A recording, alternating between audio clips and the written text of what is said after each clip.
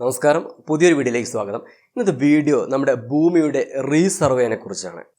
നമ്മുടെ സംസ്ഥാന സർക്കാരിൻ്റെ എല്ലാവർക്കും ഭൂമി എല്ലാവർക്കും രേഖ എന്ന പദ്ധതിയുടെ അടിസ്ഥാനത്തിൽ നമ്മുടെ ഭൂമി മൊത്തം റീസർവേ ചെയ്തുകൊണ്ടിരിക്കുകയാണ്. അതായത് ഡ്രോൺ ക്യാമറകൾ ഉപയോഗിച്ചും മറ്റ് പല ടെക്നോളജികൾ ഉപയോഗിച്ചും റീസർവേ ചെയ്തുകൊണ്ടിരിക്കുകയാണ്. ഇപ്പോൾ ഓൾറെഡി നിങ്ങളുടെ പല ആളുകളുടെയും വീടിൻ്റെ മുകളിലെല്ലാം ഡ്രോൺ ക്യാമറ ഉപയോഗിച്ച് സർവേ നടന്നു കഴിഞ്ഞിരിക്കും അല്ലേ?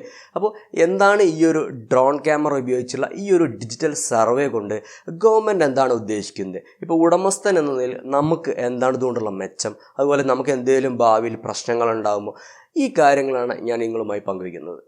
1920-40 കാലഘട്ടത്തിലാണ് നമ്മളുടെ ഈ ഒരു സർവേ മുൻപേ നടന്നിരിക്കുന്നത്. അപ്പോൾ അന്നത്തെ ഒരു ഡീറ്റെയിൽസ് വെച്ചിട്ടാണ് ഇന്നും ഈ ഭരണനിർവഹണങ്ങളെല്ലാം നടന്നുകൊണ്ടിരിക്കുന്നത്. അപ്പോൾ നിലവിലുള്ള ഈ രേഖകളും അതുപോലെ തന്നെ പുതിയതായി ഈ ഡിജിറ്റൽ റെക്കോർഡുകളും സംയോജിപ്പിച്ച് പുതിയ ഒരു ഡിജിറ്റൽ റെക്കോർഡ് ഉണ്ടാക്കിയെടുക്കുക എന്താണ് ഈ ഒരു പദ്ധതിയുടെ ലക്ഷ്യം. കേന്ദ്ര സർക്കാരിൻ്റെ സ്വാമിത്വ എന്ന ഒരു സ്കീമിൻ്റെ അടിസ്ഥാനത്തിലാണ് ഈ ഒരു പദ്ധതി നമ്മുടെ നാട്ടിലിപ്പോൾ നടപ്പിലായിക്കൊണ്ടിരിക്കുന്നത്. സ്വാമിത്വ എന്നാൽ survey of villages and mapping with improvised technology in village areas. അതിൻ്റെ പേര് ഫുൾ ഫോം നോക്കി തന്നെയാണ് നമുക്ക് എന്താണ് അതുകൊണ്ട് ഉദ്ദേശിക്കുക എന്നുള്ളത്. നമ്മളെ എല്ലാ വില്ലേജുകളും ഈ ഒരു ഡിജിറ്റൽ സർവേ ഉപയോഗിച്ച് വ്യക്തമായ ഒരു രേഖ ഉണ്ടാക്കിയെടുക്കുക എന്നതാണ് ഇതിൻ്റെ പ്രധാനമായ ലക്ഷ്യം. 2020 April 24 national panchayat Raj day ദിവസമാണ് ഈ സ്കീം ആരംഭിച്ചത്.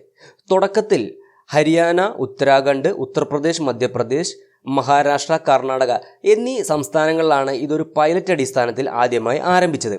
ഇപ്പോൾ നമ്മുടെ മറ്റ് എല്ലാ സംസ്ഥാനങ്ങളിലും വരുന്ന 4 വർഷം കൊണ്ട് മുഴുവൻ ഭൂമിയും ഇതുപോലെ റീസർവേ ചെയ്യാനാണ് ഗവൺമെൻറ് ഉദ്ദേശിക്കുന്നത്.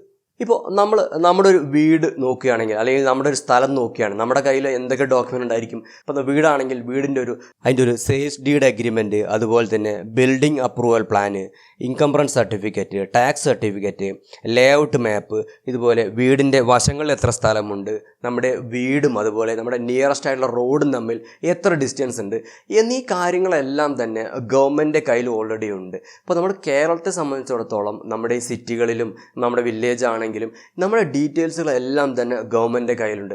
എന്നാൽ വടക്കേന്ത്യയിലെ കാര്യങ്ങൾ മിക്ക ഗ്രാമപ്രദേശം ഇതുപോലെയല്ല. മിക്ക സ്ഥലങ്ങളുടെയും വ്യക്തമായ പ്ലാനോ അല്ലെങ്കിൽ വ്യക്തമായ ഒരു രേഖ ഗവൺമെൻറ്റിൻ്റെ കയ്യിൽ ഇല്ല.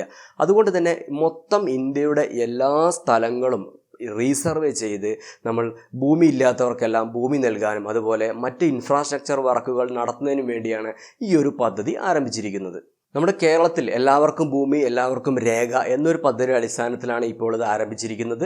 ഒരു 20% ഭൂമി നമ്മൾ ഈ ഡ്രോൺ ക്യാമറ ഉപയോഗിച്ചും ബാക്കി വരുന്ന 80% ഭൂമി നമ്മുടെ റീബിൽഡ് കേരള ഫണ്ട് ഉപയോഗിച്ച് മറ്റ് ടെക്നോളജികളായ കോർസ്, ETK, RTS എന്നീ ടെക്നോളജികൾ ഉപയോഗിച്ച് ബാക്കി സ്ഥലങ്ങൾ കൂടി ഡിജിറ്റൽ സർവേ നടത്തി 4 വർഷം കൊണ്ട് കംപ്ലീറ്റ് റെക്കോർഡും നമ്മൾ ഡിജിറ്റലാക്കി മാറ്റുക എന്നാണ് ഇതുകൊണ്ട് ഗവൺമെൻറ് ഉദ്ദേശിക്കുന്നത്. അപ്പോൾ ഇങ്ങനെ ചെയ്യുമ്പോൾ നമ്മൾ സ്വാഭാവികമായിട്ടും ചിന്തിക്കും, എന്തെല്ലാമാണ് നമുക്ക് ഉടമസ്ഥന് എന്തെല്ലാം ഗുണങ്ങളാണ് ഇതുകൊണ്ട് കിട്ടാൻ പോകുന്നത് എന്നുള്ളത്.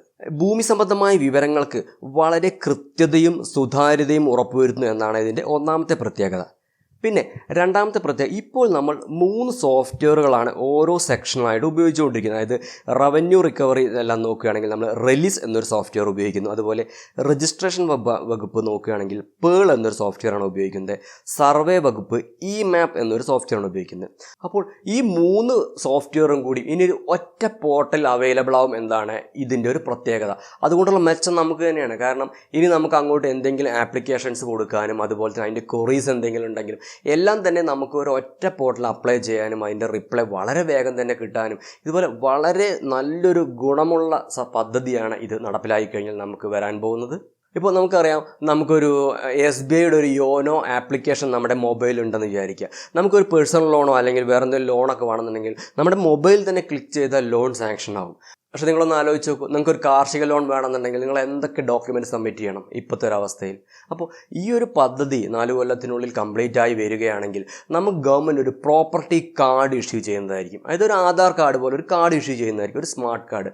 അപ്പോൾ നമ്മുടെ എല്ലാ ഡീറ്റെയിൽസും ഈ ഒരു കാർഡിൻ്റെ നമ്പർ നോക്കിക്കഴിഞ്ഞാൽ അവർക്ക് അറിയാൻ സാധിക്കും. അതുകൊണ്ട് തന്നെ ഇപ്പോൾ നിങ്ങൾക്കൊരു കാർഷിക ലോണെല്ലാം വേണമെന്ന് വയ്ക്കുക, നിങ്ങൾ ബാങ്കിലെല്ലാം പോയിട്ട് ജസ്റ്റ് നിങ്ങളുടെ ആ പ്രോപ്പർട്ടി കാർഡിൻ്റെ നമ്പർ മാത്രം പറഞ്ഞു കൊടുത്താൽ മതി. നിങ്ങൾക്ക് വേറൊരു ഡോക്യുമെൻറ്റും ആവശ്യം വരില്ല. കാരണം ഇത് അടിച്ചു കൊടുക്കുമ്പോൾ തന്നെ നിങ്ങൾ ടാക്സ് അടച്ചിട്ടുണ്ടോ, നിങ്ങൾക്ക് അല്ലെങ്കിൽ കുടിക്കട സർട്ടിഫിക്കറ്റ്, ഇങ്ങനെ എല്ലാ ഡീറ്റെയിൽസും പെർഫെക്റ്റ് ആയിരിക്കും. അതുകൊണ്ട് തന്നെ ഈ രീതിയിലുള്ള എല്ലാ കാര്യങ്ങളും വളരെ എളുപ്പത്തിലാവുമെന്നാണ് ഇതിൻ്റെ നെക്സ്റ്റ് വരുന്ന ഏറ്റവും വലിയൊരു അഡ്വാൻറ്റേജ്. അപ്പോൾ എങ്ങനെ സംഗതി അടിപൊളിയല്ലേ? അപ്പോൾ നമ്മുടെ ഈ സർവേയർമാർ നമ്മുടെ വീട്ടിലേക്ക് വരും, നമ്മുടെ വീടും അല്ലെങ്കിൽ നമ്മുടെ പറമ്പെല്ലാം അളക്കാൻ വേണ്ടി. അപ്പോൾ നമ്മൾ എന്തെല്ലാം കാര്യങ്ങൾ ഇവർ ഈ ഡ്രോൺ ക്യാമറ ഉപയോഗിച്ച് സർവേയർമാർ വരുമ്പോൾ നമ്മൾ എന്തെല്ലാം കാര്യങ്ങൾ ശ്രദ്ധിക്കണം എന്നതിനെക്കുറിച്ച് പറയാം. ഡ്രോൺ ക്യാമറ എന്ന് പറഞ്ഞു കഴിഞ്ഞാൽ നമ്മൾ ആകാശ കാഴ്ചകൾ വഴിയാണ് നമ്മുടെ വീടിൻ്റെയും അല്ലെങ്കിൽ നമ്മുടെ സ്ഥലത്തിൻ്റെ എല്ലാം ഫോട്ടോ എടുക്കുന്നത്. അപ്പോൾ നമ്മൾ നമ്മുടെ അതിരുകൾ അതിന് ഫോട്ടോ എടുക്കുമ്പോൾ കൃത്യമായി കാണണമെന്ന് അല്ലെങ്കിൽ മനസ്സിലാക്കണമെന്നുണ്ടെങ്കിൽ നമ്മൾ അതിരുകളിൽ ഒരു മഞ്ഞയോ ചോപ്പോ പെയിൻറ്റ് ഉപയോഗിച്ച് നമ്മുടെ അവിടെ നിന്ന് അതിരുകൾ മാർക്ക് ചെയ്ത് കൊടുക്കണം. അപ്പോൾ മതിലെല്ലാം കെട്ടിത്തിരിച്ചിരിക്കുന്ന മതിലിൻ്റെ മുകളിൽ ജസ്റ്റ് മാർക്ക് ചെയ്ത് കൊടുത്താൽ മതി. അപ്പോൾ എല്ലാവർക്കും മതിലൊന്നും ഉണ്ടായിക്കൊള്ളുന്നില്ല.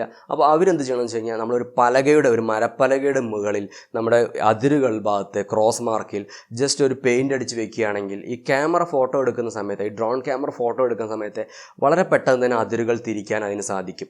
ഇനി ചെറിയ മരച്ചില്ലകളൊക്കെ ഉള്ളതാണെങ്കിൽ അതൊന്ന് വെട്ടി വൃത്തിയാക്കി കൊടുക്കുക. ഇനി വലിയ മരങ്ങളാണെങ്കിൽ അത് വെട്ടാനൊന്നും നടക്കുന്ന കാര്യമല്ല. അത് അവർ പിന്നീട് വന്ന് വീണ്ടും അളക്കുന്നതായിരിക്കും. അതിന് കോർസ്, ആർട്ടിസ് എന്ന നൂതന ടെക്നോളജികളുണ്ട്. ഈ ടെക്നോളജികളെല്ലാം ഇൻ്റർകോർപ്പറേറ്റ് ചെയ്ത് അവർ നിങ്ങളുടെ സ്ഥലം വളരെ വ്യക്തമായി തന്നെ അളക്കാൻ പോവുകയാണ്. ഇപ്പോൾ നമ്മുടെ മൊബൈൽ ഉപയോഗിച്ച് നിങ്ങൾ ഏത് സ്ഥലത്താണ്, അപ്പോൾ നമ്മൾ ചോദിക്കുകയാണ് നീ എവിടെ നിൽക്കണം എന്ന് ചോദിച്ചു കഴിഞ്ഞാൽ ഒന്ന് ലൊക്കേഷൻ ഷെയർ ചെയ്യുമെന്ന് പറയും. അപ്പോൾ നമ്മൾ ഗൂഗിൾ മാപ്പ് എടുത്ത് ജസ്റ്റ് ലൊക്കേഷൻ ഷെയർ ചെയ്ത് കഴിഞ്ഞാൽ ഇന്ന ലൊക്കേഷനിലാണ് നിൽക്കുന്നത് നമുക്ക് വളരെ പെട്ടെന്ന് മനസ്സിലാക്കാൻ സാധിക്കും.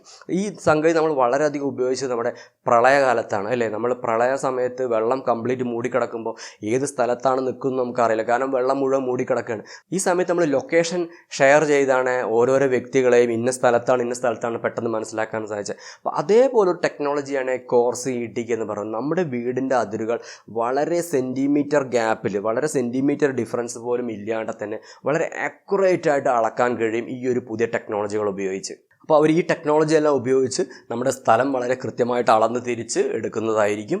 അപ്പോൾ നമ്മൾ ഒരു ഫോം A1 എന്ന് പറഞ്ഞിട്ടൊരു ഫോം ഇവർ വരുന്ന സമയത്ത് നമുക്ക് തരുന്നതായിരിക്കും. ഇത് ഫില്ല് ചെയ്ത് നമ്മൾ അവർക്ക് തിരിച്ചു കൊടുക്കേണ്ടതാണ്. ആ ഫോം ഞാൻ ഡിസ്ക്രിപ്ഷനിൽ അപ്ലോഡ് ചെയ്യുന്നുണ്ട്. നിങ്ങൾക്ക് വേണ്ടവർക്ക് ആ ഫോം ഡൗൺലോഡ് ചെയ്ത് ഉപയോഗിക്കാവുന്നതാണ്. അപ്പോൾ ഇതുപോലെ സ്വാമിത്വ എന്നൊരു നല്ലൊരു അടിപൊളി സ്കീമാണ് ഗവൺമെൻറ് ഇൻട്രൊഡ്യൂസ് ചെയ്തിരിക്കുന്നത്. അപ്പോൾ എല്ലാവരും ഈ ഒരു സ്കീം ഇംപ്ലിമെൻറ്റ് ചെയ്യാൻ വേണ്ടി സഹായിച്ച് വളരെ പെട്ടെന്ന് തന്നെ നമുക്ക് ഈ ഒരു പ്രോപ്പർട്ടി കാർഡ് നേടിയെടുക്കാൻ ശ്രദ്ധിക്കുക. അപ്പോൾ വീഡിയോ നിങ്ങൾക്ക് ഇഷ്ടമായെന്ന് വിചാരിക്കുന്നു. അപ്പോൾ വീഡിയോ ഇഷ്ടമായാൽ നിങ്ങളൊന്ന് ലൈക്ക് ചെയ്യാനും അതുപോലെ സബ്സ്ക്രൈബ് ചെയ്യാതെ കാണുന്നവർ സബ്സ്ക്രൈബ് ചെയ്യാനും മറക്കരുത്. അപ്പോൾ നമുക്ക് വീണ്ടും അടുത്ത വീഡിയോയിൽ കാണാം. Thanks for watching.